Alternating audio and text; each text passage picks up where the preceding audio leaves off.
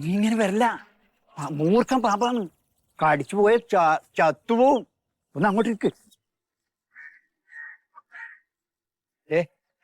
നിങ്ങൾ ഇങ്ങനെ ആടെ നിന്നിരുന്നോണ്ട് അത് നോക്ക്, പാമ്പന് നോക്ക്. വടിയും കൊണ്ട് നിന്നിട്ട് കാര്യമില്ല. ഈ കല്ലുണ്ടല്ല, ഓരോന്നായിട്ട് മെല്ലെ എടുത്ത് മാറ്റണം. അല്ലാണ്ട് വടിയും കൊണ്ട് നിന്നിട്ട് കാര്യമില്ല. എന്നിട്ട് ആടുന്ന് നല്ല ഇപ്പം പാമ്പ് ഒരുപക്ഷെ അങ്ങോട്ട് ചാടിയേക്കും. അങ്ങോട്ട് ഓടുമ്പോ ഈ കരിങ്കല്ല് ജില്ല് കൂടിയില്ലേ, ആ കൂട്ടിയൊക്കെ വെച്ച് അടിക്കണം. കുത്താൻ പാടില്ല. വടിയുടെ മുകളിൽ കയറും. ആ എന്തവിടെ? പാമ്പ്. പാമ്പോ? എവിടെ? ഇവിടെ ഇവിടെ ഉള്ളിലുണ്ട്. മൂർഖം പാമ്പാണ്. കണ്ട? നിങ്ങൾ കണ്ട? ഞാനാ കണ്ടത്. കണ്ടിട്ട് പിന്നെ നോക്കിക്ക, അതിന് കുത്തി പുറത്തടിച്ച് കൊല്ലാൻ നോക്ക്. കല്ലിന്റെ ഇടക്കൊണ്ട് ഇത് പിടിക്ക്. പോയ സ്ഥലം നിങ്ങൾക്കല്ലേ അറിയാം. ആ വഴിയിലെ കുത്ത്. ഞാനാ പിന്നല്ലാണ്ട് വെറുതെ സംസാരിച്ചു നിന്നിട്ട് കാര്യമുണ്ടോ? നിങ്ങൾ ചെയ്യാം ആദ്യം അങ്ങോട്ട് കുത്തത്.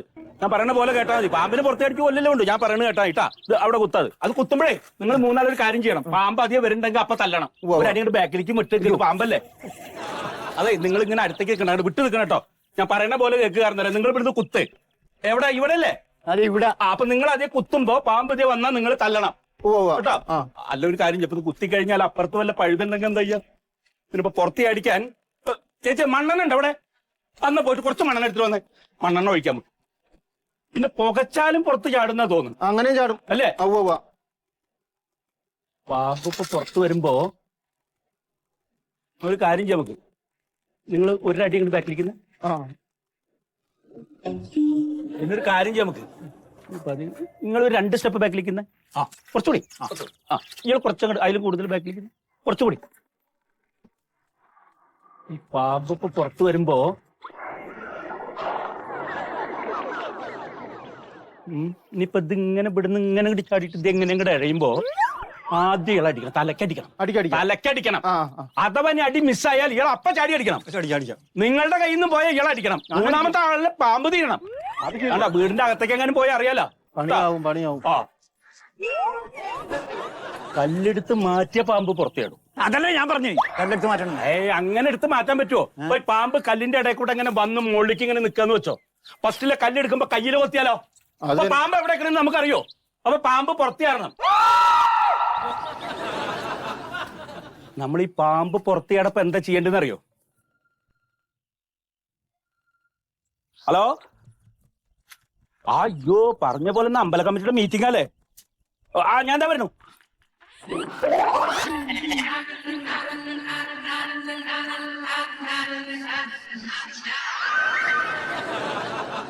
ഇതാവട്ടെ എന്നെ ചെയ്യണേ. എന്നോട് ചോദിക്കുന്നു. പോയ ഓനോട് ചോദിക്ക് എന്ത് ചെയ്യേണ്ടെന്ന്. നിങ്ങളല്ലേ ഓൻ പറയുന്ന ഡയറക്ഷന് ബാക്കിലോട്ടും മുന്നിലോട്ടും എല്ലാം നിന്നിട്ട് ഓന്റെ ഡയറക്ഷൻ കേട്ട് നിന്ന്. പുള്ളി പറഞ്ഞല്ലേ കേൾക്കാൻ പറ്റുള്ളൂ നമുക്കിപ്പോ. എന്തിന്? അതുവരെ നമ്മ എന്നെ ശ്രമിച്ചോണ്ടിരിക്കല്ലെന്ന്. എന്തൊരു പണിയാന്ന്. ഇപ്പൊ കൊല്ലുന്നല്ലേ അമ്മ. അയ്യോ ബാബു.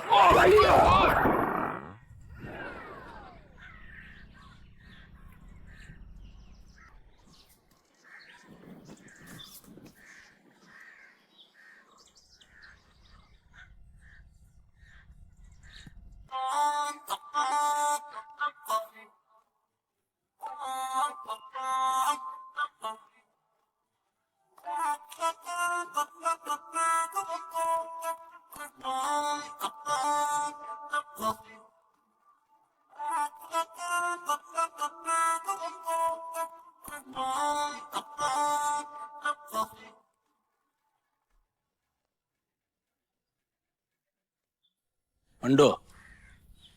ഈ ചട്ടി എടുത്ത് താഴ്ത്ത് വെച്ച.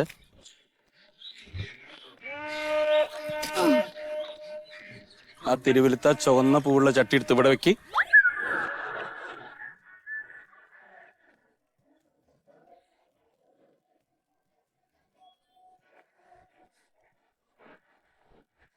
ഇനി ഇതെടുത്ത് അവിടെ കൊണ്ടേക്ക്.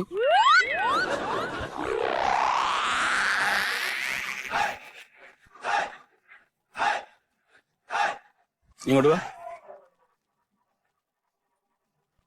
ഇതെടുത്ത് താഴത്തേക്ക്.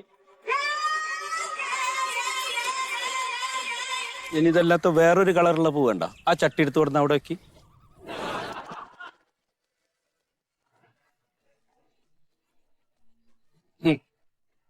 അതന്നെ. അളിയനോ? വാ. ഇല്ല, ഞാൻ കേറുന്നില്ല. ഞാൻ ഇവിടം വരെ പോയിട്ട്. എവിടെ? ഞാൻ നമ്മൾ ഈ കവല വരെ. എന്താ അവിടെ? ആടാ മറ്റേ ടോപ്പ് അപ്പ് ഫിനാൻസിൽ അതിന്റെ ഉദ്ഘാടനം ആയിരുന്നു. ടോപ്പ് ഫിനാൻസിന്റെ ഉദ്ഘാടനം എന്നോ? ആ. അതെവിടെയാ? അതാ KP ബിൽഡിംഗില്ലേ? അതെ. അണക്ക് ക്ഷണുണ്ടോ? അളി അറിയില്ല, ക്ഷണമൊന്നുമില്ല. ഞാൻ പിന്നെ ആടാ മറ്റേ ഈ സെക്യൂരിറ്റിന്റെ പണി ഉണ്ടോന്ന് ചോദിക്കാൻ വേണ്ടിട്ട്. റെക്കമെൻഡേഷൻ ഇല്ല, റെക്കമെൻഡേഷൻ ഒന്നും ഇല്ല.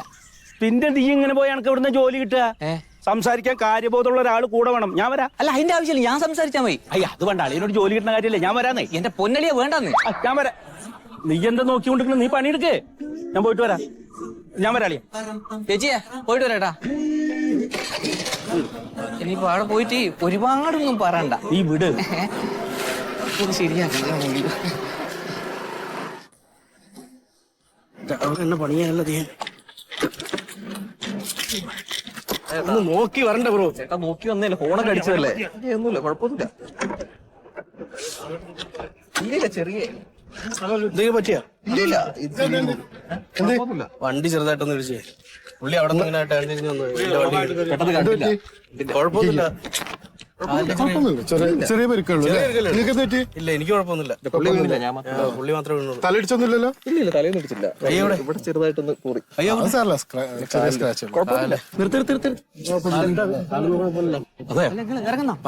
വണ്ടിക്ക് എന്തെങ്കിലും പിന്നെ ഇത് കണ്ടിട്ട് എങ്ങനെ പോണു? നീ വന്നങ്ങട് ചെറിയതായിട്ടൊന്നും വണ്ടി ആക്സിഡന്റാ? ഇടിച്ചാ? ഇല്ല, ചെറിയൊരു തട്ടല്ല. അത്ര വണ്ടി പറഞ്ഞോ? അയ്യോ, എന്നിട്ട് തലക്കെന്തെങ്കിലും പറ്റിയാ? എന്നാലും ഇവിടുന്ന് ഇങ്ങോട്ട് പെട്ടെന്ന് മറിയുമ്പോ തലയിടിച്ചു വീഴില്ലേ? ഈ തിരക്കിൽ താൻ കാണുമോ തലയിടിച്ചോന്ന്? ഹെൽമെറ്റ് ഉണ്ടല്ലോ, കുഴപ്പമില്ല. ഹെൽമെറ്റ് വെച്ച് എത്ര ആള് തലയിടിച്ച് വീണിട്ട് 2 ദിവസം കഴിയുമ്പോഴാവും ചിലപ്പോൾ ബ്ലഡ് വരിക. അത് കയ്യോടെ കൊണ്ട് സ്കാൻ ചെയ്താലേ തലക്ക് എന്തെങ്കിലും പറ്റിയിട്ടുണ്ടോന്ന് അറിയുള്ളൂ. അല്ല, ചെറുതായിട്ടൊന്ന് അടിച്ചോളൂ. അത് അങ്ങനെ കാണരുത്. ആക്സിഡന്റ് ആയ സമയത്ത് ആ തരിപ്പില് ചിലപ്പോ വേദന ഒന്നും അറിയില്ല. ആ കയ്യൊന്ന് പിടിച്ച് ഒന്ന് ഇളക്കി മടക്കി നോക്കി. കുഴപ്പമില്ല. ഈ കയ്യൊന്നും മടക്കി. ഈ കൈ ഇടിച്ചല്ലേ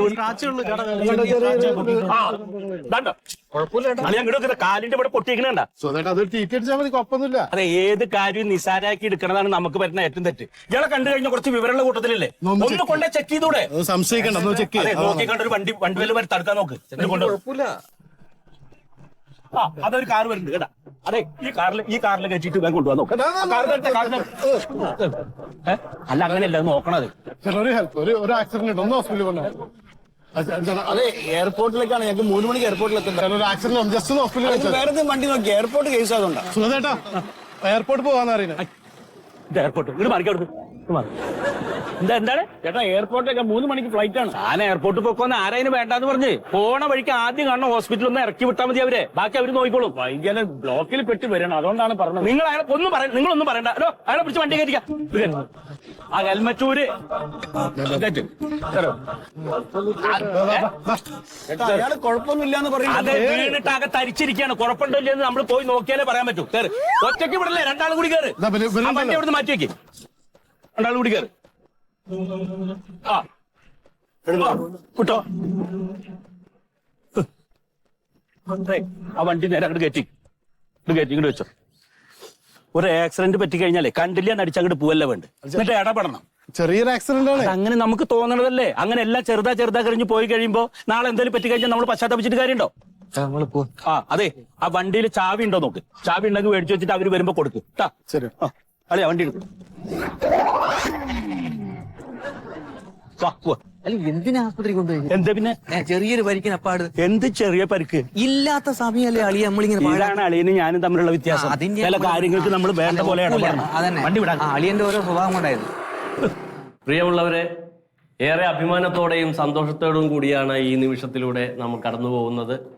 ഞാനും എൻ്റെ പ്രിയ സുഹൃത്ത് പ്രതീഷും കൂടി ഒരു ബിസിനസ് ആശയം പങ്കുവച്ചപ്പോൾ ഞങ്ങൾ ഒരുമിച്ച് തുടങ്ങിയ ഒരു സ്ഥാപനമാണ് ടോപ്പ് അപ്പ് ഫിനാൻസ്. ഞങ്ങൾ മറ്റു സംസ്ഥാനങ്ങളിൽ ഒറീസ, ബീഹാർ, ആസാം തുടങ്ങിയ സംസ്ഥാനങ്ങളിൽ ചെറിയ രീതിയിൽ ഈ ടോപ്പ് അപ്പ് ഫിനാൻസ് എന്ന കമ്പനി ആരംഭിച്ച് അവിടുത്തെ വ്യവസായികളുടെയും പ്രവാസികളുടെയും സാധാരണ തൊഴിലാളികളുടെയും എല്ലാം വിശ്വാസം ആർജിച്ച് ഇന്ന് ഇന്ത്യ മൊത്തം വളർന്ന ഒരു വലിയ ഫിനാൻസ് സ്ഥാപനമായി നമ്മുടെ ടോപ്പ് അപ്പ് ഫിനാൻസ് മാറിയിരിക്കുകയാണ്. നിങ്ങൾ സ്വരുക്കൂട്ടുന്ന പണം നിങ്ങളുടെ പേഴ്സിൽ സൂക്ഷിച്ചാൽ എത്ര കാലം സൂക്ഷിച്ചാലും അതിൽ നിന്ന് കുറവ് വരികയല്ലാതെ 1 രൂപ പോലും അതിൽ കൂട്ടാൻ നിങ്ങൾക്ക് കഴിയില്ല. ഞങ്ങളുടെ പേഴ്സിൽ, അതുപോലെ ടോപ്പ് അപ്പ് ഫിനാൻസിന്റെ പേഴ്സിലാണ് നിങ്ങൾ അത് നിക്ഷേപിക്കുകയെങ്കിൽ നിങ്ങൾക്കൊരു ആവശ്യം വരുമ്പോൾ, നിങ്ങൾക്കൊരു ആശുപത്രി കേസോ മക്കളുടെ വിവാഹമോ ഒക്കെ വരുമ്പോൾ ഒരു വലിയ തുക തുകയായി സന്തോഷത്തോടെ തിരിച്ചു തരാൻ ഞങ്ങൾക്ക് കഴിയും. അപ്പൊ ഇവിടുത്തെ ആളുകളെ മുഴുവൻ നിങ്ങളുടെ ഡെപ്പോസിറ്റ് ചെയ്യിക്കണം. ആദ്യത്തെ അക്കൗണ്ട് ഹോൾഡറായി ഒരു 10 ലക്ഷം രൂപ നിക്ഷേപിക്കാൻ രതീഷ് സാറ് സന്നദ്ധനായി മുന്നോട്ട് വന്നിട്ടുണ്ട്. അപ്പോൾ ആദ്യത്തെ തുകയായ 10 ലക്ഷം രൂപയുടെ ചെക്ക് സമർപ്പിക്കുന്നതിനായി ബഹുമാനപ്പെട്ട രതീഷ് സാറിനെ സ്നേഹപൂർവ്വം ക്ഷണിക്കുന്നു.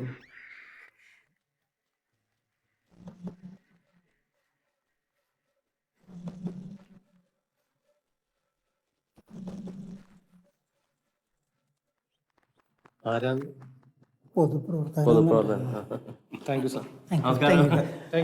അതെ തിരക്കായി പോയി വന്ന് കണ്ട് ക്ഷണിക്കാൻ പറ്റിയില്ല. അതൊന്നും കുഴപ്പമില്ല. പ്രിയമുള്ളവരെ, ഈ ടോപ്പ് അപ്പ് ഫിനാൻസിന്റെ സ്ഥാപനം നമ്മുടെ കേരളത്തിൽ, അതും നമ്മുടെ നാട്ടിൽ ആരംഭിക്കുന്നു എന്നുള്ളത് നമുക്ക് വളരെ സന്തോഷം നൽകുന്ന ഒരു കാര്യമാണ്.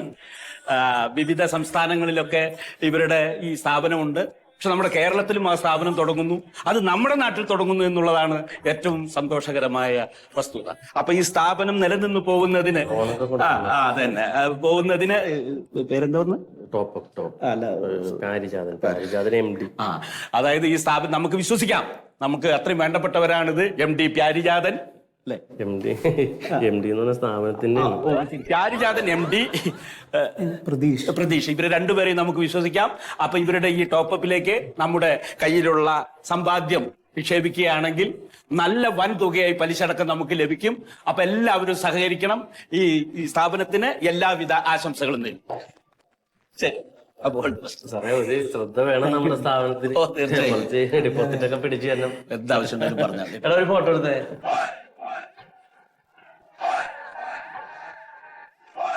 ശരി ശരി, അപ്പൊ പോയിക്കോട്ടെ ഞാൻ. അപ്പോ ഓക്കെ. രതീഷ് പോട്ടെ. എന്റെ സെക്യൂരിറ്റി പണി ഇവിടെ അത് പറയാൻ പറ്റിയ സമയമാണ്. നടക്കണം. അപ്പോ പങ്കെടുത്തവർക്ക് എല്ലാവർക്കും നമ്മൾ ഭക്ഷണം കരുതിയിട്ടുണ്ട്. ഒരു ഗിഫ്റ്റും ഉണ്ട്. അത് മിനീഷ് നമ്മുടെ മാനേജർ ഉണ്ട്, വാങ്ങിയിട്ട് വേണം പോകാൻ. അപ്പൊ സന്തോഷം. ഇന്നിപ്പോ വരാൻ പറ്റടേ, ഈ ചെറിയ വേറൊരു പരിപാടി ആയിപ്പോയി. നീ നാളെ എന്നെ വിളിക്ക് കേട്ടാ. ശരി ശരി. വണ്ടി നോക്കാം. ഇപ്പൊ അവന് തോന്നുമ്പോ വിളിച്ചു പറഞ്ഞാ വണ്ടി നോക്കാന്ന് പറഞ്ഞാ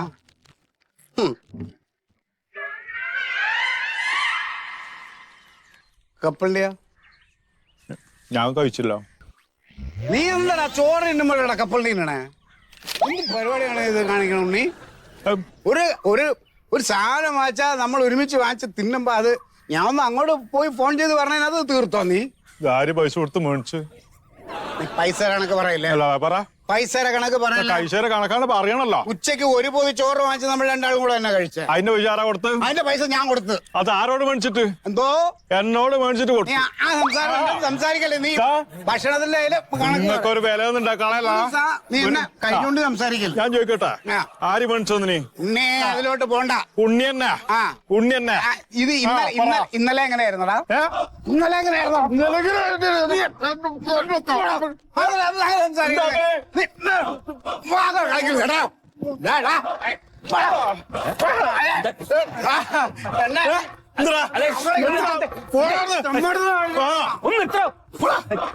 നിർത്തേ. എന്താണ് എന്താ റോട്ട് കിടന്ന് ഇങ്ങനെ തല്ലുകൂടുന്നത്? എന്താ പ്രശ്നം? എന്താ നിങ്ങളുടെ പ്രശ്നം? ഹലോ, പ്രശ്നം ചെറിയ പ്രശ്നമൊന്നുമില്ല. അതെ, മാറിക്ക്. ഞാൻ പറയട്ടെ. എന്തിനാ നിങ്ങൾ തല്ലുകൂടി? അത് പറ. കാരൊന്നും പിടിക്കല്ലേ.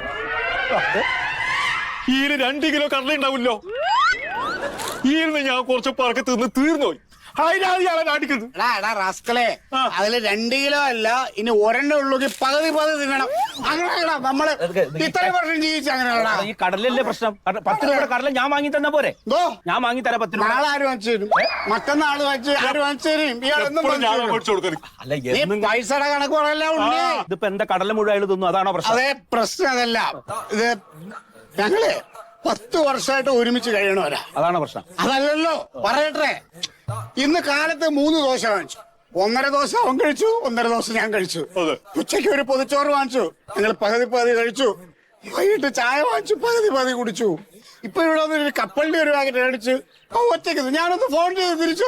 ഒറ്റയ്ക്കാണ് കപ്പലിന് ഒറ്റയ്ക്കാണ് നിന്നത്. ഫോൺ ചെയ്യാമോ അവൻ പറക്കി തിന്നു ടേസ്റ്റ് ഉണ്ടായി അപ്പൊ തിന്നോണ്ടിരിക്കുമ്പോ തീർന്നുപോയി.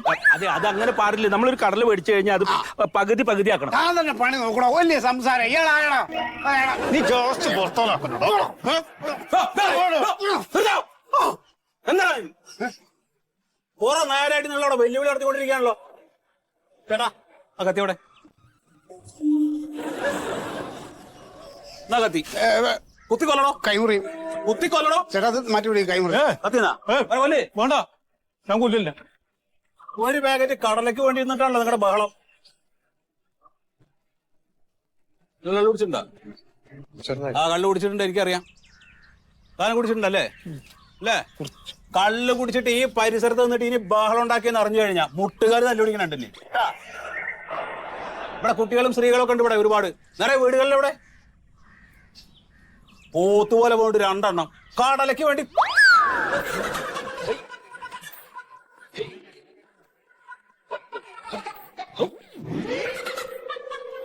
ഞാൻ വീട്ടിലേക്ക് എവിടെ പോണു? എവിടെ നിങ്ങൾ എവിടെയാണ്? ഞങ്ങൾ അങ്ങോട്ടാണ് എവിടെ? ഭക്ഷണം കഴിക്കും. ഏത് വഴിക്കാ നിങ്ങൾക്ക്? അങ്ങോട്ട് പോണോ അങ്ങോട്ട് പോണോ? അല്ല അവിടെ ഹോട്ടൽ അവിടെ ഭക്ഷണം ആ കഴിക്കും. ഞാനും പോയിക്കോട്ടെ. തൊപ്പി പോയിക്കോളാം സാറേ.